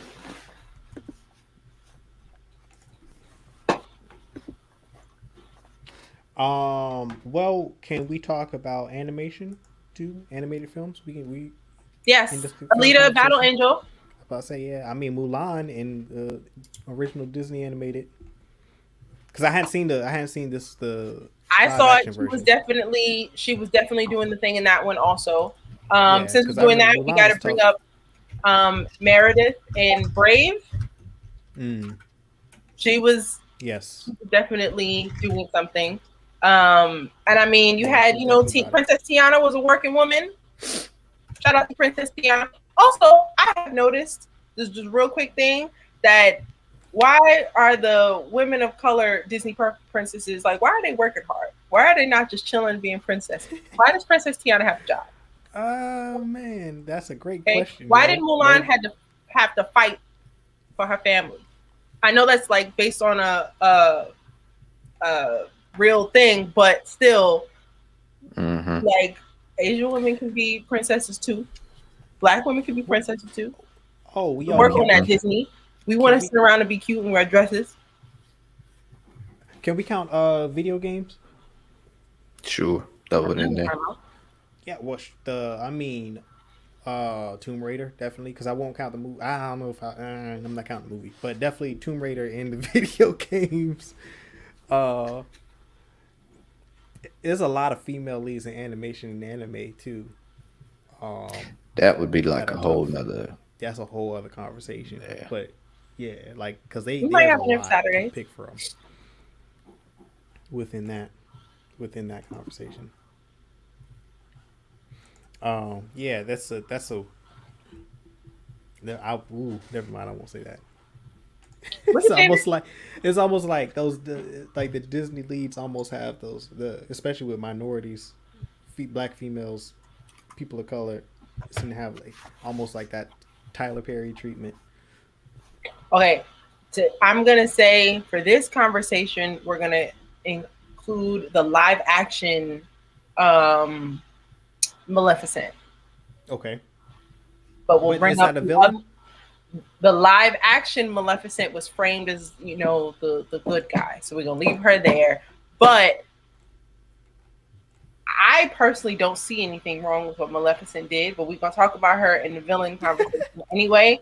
But I'm team Ursula and team Maleficent till the end. I would be team Cruella de Vil, but dogs, like, you can't do that. If she wasn't out here killing dogs, I would be on her side 1000%. So yeah. I'm hyped for the villain conversation now. But we're doing TV first. Next Saturday, we're talking about our favorite women in TV. So get ready for that. Definitely, that's gonna be a good one because there's a lot to pick from within TV for sure. Never. Oh, now it's interesting that hasn't.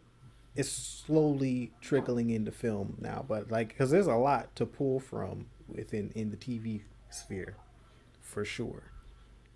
I'm hyped for it. For sure, yeah, for sure.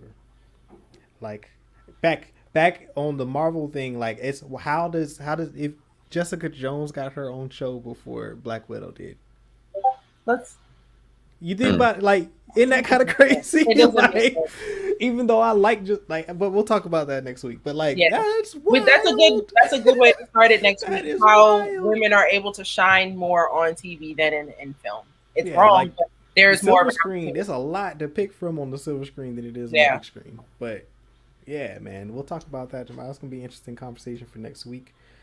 No, are we closing out? I don't want to close out. I'm good. Thank you all for hanging out with us tonight and watching the show. If you love us and you love these conversations, you love what we do, please follow us on socials at Certified Gumbo on Instagram, Twitter, Facebook, and Twitch. If you love us, if you love what we do and you want to support us, please buy us some coffee. That link is in the description below. And if you enjoy these conversations and you want to talk with us some more, we talk about this stuff all day long. There's always someone in the Discord having a conversation. I'm receiving notifications in the middle of the night because people are always up talking. So please click that link in the description and join us on Discord. Absolutely. No Star Wars Sunday tomorrow. I'm not going to do stream with it. It's no real news, nothing of interest to really talk about. So we'll postpone that. We'll wait another week, see what's going on. They've been real slow. The press stuff for May the 4th has got to start probably closer to the end of this month anyway. But you know, they got to start prepping for Bad Batch and everything else that they got coming out later in the year. I'm sure we'll get some May the 4th news, but I'm not expecting anything big really until probably close to the end of the month, going into April. Friday, are we doing anything Friday? We hadn't really talked about that. We're doing Friday. We're gonna have a little breather, and we'll be back on Friday. Hold on, let me get my calendar out. We'll be back on Friday, March 19th. Talk Marvel. Yeah. When's the Snyder Cut come out? The 18th, Thursday the 18th. It comes out the same day of Watchtower. Okay, so we'll have to talk about we'll probably review that Snyder Cut on that Saturday. So that would be what, the 21st or the 20th? The 20th. The 20th, that show is dedicated to the Snyder Cut. Yes, okay, so you got to make sure we bring Pre-Rich in here. March 20th, we'll have a Snyder Cut conversation. That'll be the episode of the Cookout. That'll be the main conversation, at least. Yes. And it's a 4-hour movie, so make sure you schedule time to watch it. You got that? 36 hours? Not 36 hours, 72 hours. 72 hours to check that out. So yes, it's gonna be interesting. We'll see. I'm hyped. I'm not hyped at all. I'm not gonna hype myself up for that movie. I hope it's good, though. I do hope it's good. I think I said in either on the Den or I was watching Everyday Geeks. Check them out on Twitch. They do live streams over there. They supporters of the channel as well. But I said, like, Justice League was so bad, that first film, like, they have nowhere to go really but up. So I can't say that I'm hyped for it, but I can't see it being any worse than what we got originally. And that's kind of where I'm at with it. It'll be better than that. That's what I do know. I can't see that it can be worse than the original. And if it is, that is quite a feat. But with that being said, we'll wait and see on the 18th how it truly is. But thank you all for joining us tonight. It's been a wonderful time. I had a great conversation with everybody. Always good to see all y'all on these streams. Good night, good weekend. Yeah, and we will see you next Saturday. As I always say, y'all. Peace, love, blessings, and may the force be with you always.